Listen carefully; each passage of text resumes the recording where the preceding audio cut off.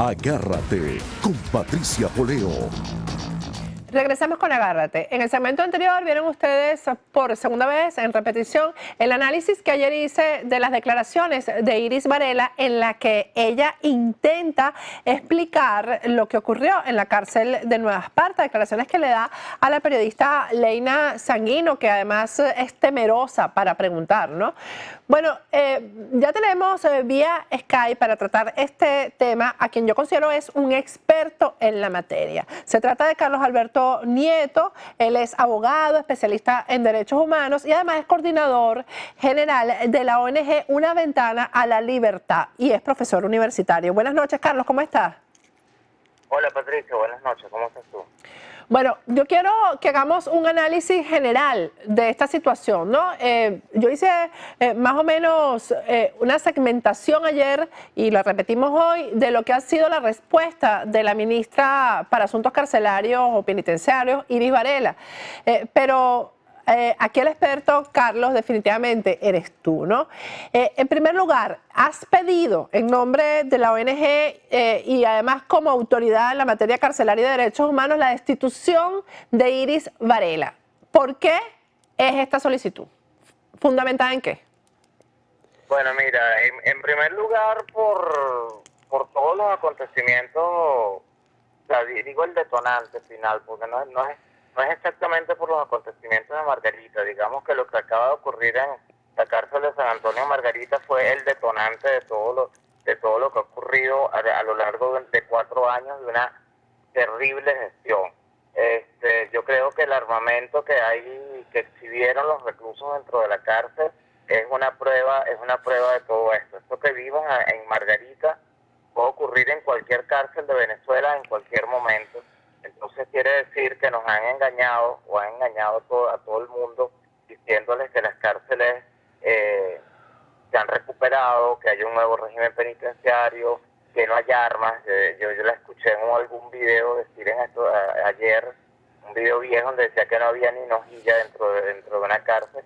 Y bueno, vemos esto, ¿no? Y la responsabilidad directa de todo esto que está pasando definitivamente es de ella como máxima autoridad del Ministerio para el Servicio Penitenciario. Es a ese ministerio a quien le compete la custodia interna de las cárceles y la custodia externa le corresponde a los funcionarios de la Guardia Nacional. Entonces, bueno, es ella la que tiene que salir. Nosotros desde que ella llegó al cargo estamos diciendo que ella no es competente para el cargo, que no conoce del tema y bueno, creo que a lo largo de este tiempo lo ha demostrado. Carlos, hay varias cosas que ella dice ahí y yo quiero que tú, como experto que eres, pues las expliques. Por ejemplo, ella dice que esa cárcel en Nueva Esparta estaba pacificada pero no desarmada. Sí, bueno, es un concepto bien extraño el que pueda tener la señora Varela sobre todo esto, ¿no? No sé cómo se puede explicar el que tú tengas una cárcel pacificada, pero los reclusos estén llenos de armas de guerra y armas de nueva generación. Yo he hablado con algunos expertos en armamento y me dicen que esas son armas nuevas, armas de nueva data, no como ella quiere hacernos creer que son armas que las introdujo dentro de las cárceles la cuarta república. Entonces, no es lógico o es totalmente desquiciado decir que una cárcel está pacificada cuando los reclusos salen al techo del penal a disparar una cantidad enorme de municiones, rindiéndole homenaje al PRAN del penal o al que fue PRAN de ellos hasta el año pasado, pero que seguía manejando la cárcel completamente desde el lado, desde afuera. Desde el mes de marzo el conejo estaba en libertad, desde el mes de marzo del 2015. Y bueno, esto definitivamente no nos habla, ni le habla a ninguna de las personas que han visto los videos que surgieron a raíz de lo de Margarita, que sea una cárcel pacífica. ¿Tú tienes información de cómo salió el conejo en libertad, Carlos? Porque los crímenes que había cometido eran como para 30 años de cárcel. ¿Cómo sale él en libertad? Mira, el conejo fue el crimen por el que se le juzgó definitivamente fue por tráfico de drogas y tenía una pena, en lo que he investigado en estos 2 días, una pena de 10 años. todavía no había cumplido la pena completa, se le otorgó una libertad condicional, una medida sustitutiva de la prisión, se le otorgó un juez porque el Ministerio para el Servicio Penitenciario dio una carta de recomendación diciendo que este señor era una persona muy buena, que gozaba de buena conducta y que merecía estar en la calle, no estar privado de libertad. Bueno, cuando Iris Varela manda una carta de esa, eso es una boleta de libertad, pero inmediata. Sí, indudablemente que sí. Ella dice en esas declaraciones que todo esto se debe al desastre que encontró la revolución cuando llegó. Estamos hablando, Carlos, de 17 años que ellos llegaron. Y ella dice que esto todavía es el resultado de eso. Y yo, para la audiencia que tenemos, que no solamente son venezolanos, sino que nos ven en el mundo entero, yo quiero que tú hables, que también era un desastre, porque me consta, pero era otro tipo de desastre, de lo que pasaba en las cárceles antes de que ellos llegaran. Sí, bueno, mira, definitivamente las cárceles han sido malas a lo largo de toda la historia. Yo tengo más de 20 años trabajando en este medio y siempre han sido muy malas. Ahora, creo que hoy en día son mucho más malas de lo que eran hace 17, 18 años.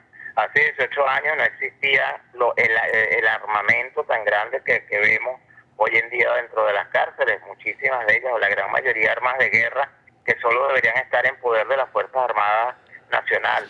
Hace 17 años no existían planes dentro de las cárceles. Había reclusos privilegiados porque a lo mejor tenían dinero, porque, bueno, más que todo era por dinero y gozaban de ciertos privilegios dentro de la cárcel, pero no había el control de las cárceles todavía estaba en manos del Estado venezolano a través en aquel momento del Ministerio de Justicia. Había corrupción, indudablemente, y estos privilegios eran producto de la corrupción, pero esta figura de los planes es una figura relativamente nueva. Los planes comienzan a surgir en las cárceles venezolanas hace aproximadamente 10, 9 años. Antes no habían planes, habían estas personas con poder económico, con poder y existían también armas. Carlos, vamos a ir a un corte y al regreso me vas a explicar bien este tema de los planes, porque también ellos han hecho rodar una tesis, una teoría de que el plan es bueno, es decir, que el plan es el que ayuda a pacificar la cárcel y que el plan es como un auxilio del Ministerio Penitenciario para lograr acuerdos con los presos. Yo quiero que al regreso expliques bien eso y también quiero que hagamos una relación de lo que son los presos políticos y si tienen estos beneficios y estos privilegios que además medios del mundo entero han reportado. Ayer transmitimos y bueno, se hizo famoso en las redes el reportaje que hizo precisamente de esa cárcel el New York Times. Vamos a ir a un corte y al regreso continuamos hablando con Carlos Alberto Nieto. Pero antes vamos a hablar de la forma de emigrar a España, de la mejor forma de emigrar a España, que es de la mano del grupo Sí España. Muchos piensan que para emigrar a España hace falta tener un familiar español o invertir grandes cantidades de dinero y no es así. España ofrece el poder emigrar sin tener que invertir y sin tener que montar una empresa ni tener que comprar una propiedad. No estamos hablando de grandes cantidades de dinero como en otros países. El Grupo Sí España te asesora a través de sus aliados locales en España, lo cual es muy importante porque al momento de emigrar o invertir hay que asesorarse con profesionales y expertos locales. España es una excelente opción, no solo para los que quieren emigrar por primera vez, sino también para aquellos que ya han emigrado a otros países y no han podido lograr una residencia permanente o sencillamente buscan una mejor calidad de vida. Tienen ustedes en pantalla los números telefónicos del Grupo Sí España, tanto en Madrid como en Miami. Tienen un correo electrónico que es info@siespana.es. La página web es www.siespana.es, en Instagram y en Twitter son @Grupo Sí Hispana y en Facebook Grupo Sí Hispana. Y el mejor lugar para comer comida venezolana es Venezuela. Venezuela Food and Tradition está ubicado en el corazón de la calle 8, 1444 Southwest con calle 8 aquí en Miami. Si no te provoca ir, puedes llamar y te envían tu pedido a domicilio. El número telefónico es el 786-803-2222. 2027. Vamos a un corte y al regreso continuamos conversando con Carlos Alberto Nieto, coordinador general de la ONG Una Ventana a la Libertad. Ya regresamos.